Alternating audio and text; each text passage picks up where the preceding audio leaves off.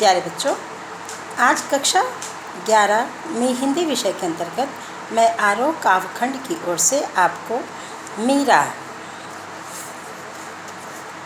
मीरा नामक ये पाठ पढ़ाऊंगी, जिसमें कि मैं आपको मीरा के द्वारा गाया गया ये दूसरा पद जो आपके पाठ्यक्रम में है उसे व्याख्या सहित पढ़ाऊंगी। दूसरे पद में मीरा अपने आप को प्रेम की यानी कि कृष्ण भक्ति में विलीन हो करके और समाज की लोक लाज को सोच करके छोड़ करके उन्हें उनकी भक्ति में तत्पर होकर के या उसमें लिप्त होकर के खुले दिल से नाचने लगती हैं। उन्हें लोगों की कोई लाज नहीं रह जाती, लोगों की कोई बात कहने का डर नहीं रह जाता और अपनी भक्ति रूपी प्रेम को सब लोगों के सामने जग जाहिर कहते हुए कहती हैं कि पग घुंघरू बांधी मीरा नाची, अर्थात मीरा ने अपने पैरों में घुंघरू बांध लिया है और वो कृष्ण भक्ति में इस प्रकार से खो चुकी हैं कि उन्हें समाज की कुछ अब परवाह नहीं है और वो झुक करके कृष्ण के प्रेम में अब उनकी भक्ति करके वो क्या कर रही हैं, झुक करके इस संसार को अपने प्रेम के विषय में बता रही हैं। साथ ही वो कहती हैं कि मैं तो मेरे नारायण सु आप ही हो गई साची। उन्होंने कहा कि मैं अपने नारायण अर्थात भगवान श्री कृष्ण की मैं तो दासी हूँ और मैं उनके ही रंग में अपने आप रंग गई हूँ। मैं उनके ही रंग में अपने आप रंग गई हूँ क्योंकि मैंने वो जो प्रेम रूपी भक्ति की जो बेल है उसको मैंने अपने आंसुओं से सींचा था, इसलिए आज इस फल को मैंने प्राप्त किया है कि मैं अपने कृष्ण के भक्ति में पूरी रूप से क्या हो गई, अपने आप ही उनके रंग में रंग चुकी हूँ। आगे कहते हैं कि लोग कहें मीरा भई बावरी, कहती हैं कि लोग मुझे कहती हैं कि ये मीरा जो पागल हो चुकी है, कृष्ण भक्ति में पूरी तरह से पागल हो चुकी है, जो ना घर देखती ना बार देखती है, कृष्ण भक्ति में नाचने लगती है, गाने लगती है। तो लोग उन्हें क्या कहते हैं कि लोग कहते हैं कि लोग उन्हें बावरी यानी कि पागल कहते हैं। और न्यात कहे कुलनासी, न्यात यानी कि कुटुंब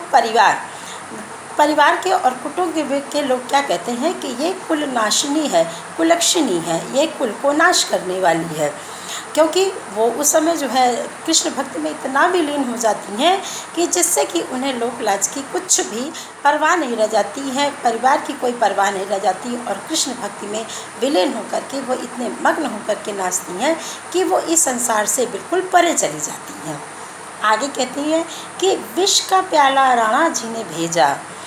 विष का प्याला राणा जी ने भेजा, पीवत मीरा हंसी। सभी को पता है कि मीरा को राणा जी ने जो है जहर का प्याला दिया था, लेकिन भक्ति की आप पराकाष्ठा देखिए कि उस जहर को भी वो जैसे ही पी वो विष नहीं हुआ, वो अमृत पे बदल गया और मीरा हमेशा के लिए अमर हो गई। तो उन्होंने कहा कि जो मेरे कृष्ण के प्रेम रूपी हम मुझ पे आरोप लगा करके जो राणा जी ने अर्थात उनके देवर विक्रमादित्य ने क्या भेजा था, विष का प्याला भेजा था, उसे जो है पी करके वो परम तत्व अर्थात परम परमेश्वर की उन्होंने प्राप्ति कर ली है। और उन्हें ये हंसी आती है कि इस संसार, ये जो नश्वर संसार है उसके लिए लोग क्या क्या करते हैं और मैं तो परम सत्ता अर्थात भगवान श्री कृष्ण को सहज रूप से प्राप्त कर चुकी हूँ। मुझे किस बात का अब क्या मुझे प्राप्त करना है, इस नश्वर संसार से मुझे क्या लेना है, इस कारण से वो ये देख करके हंसती हैं। आगे देखिए कहती हैं कि मीरा के प्रभु गिरधर नागर और सहज मिले अविनाशी। वो कहती है कि जो मेरे अविनाशी पति हैं यानी कि जो अविनाशी उनके श्री कृष्ण हैं वो बहुत ही सहज अर्थात प्रेम के और भक्ति के मार्ग से इस तरह से मिल जाते हैं जिनको प्राप्त करने के लिए हमें बहुत कठिनाई नहीं करना पड़ता है। हमें क्या करना है, सहज मार्ग से निकल करके प्रेम भक्ति से बड़े ही सहज रूप से गिरधर उनके जो हैं वो उन्हें प्राप्त हो चुके हैं। तो इस संसार से उन्हें कुछ नहीं लेना देना है। वो अपने गिरधर पे ही क्या करती हैं, वारी जा रही हैं और वो अपने गिरधर को ही सहज रूप से प्राप्त करके अविनाशी, जो अविनाश, जिनका नाश नहीं है, ऐसे गिरधर को वो प्राप्त करके अपने आप में भूली नहीं समाती हैं और वो इस संसार में अब अविनाशी हो चुकी हैं, अर्थात जो अमर हो चुकी हैं।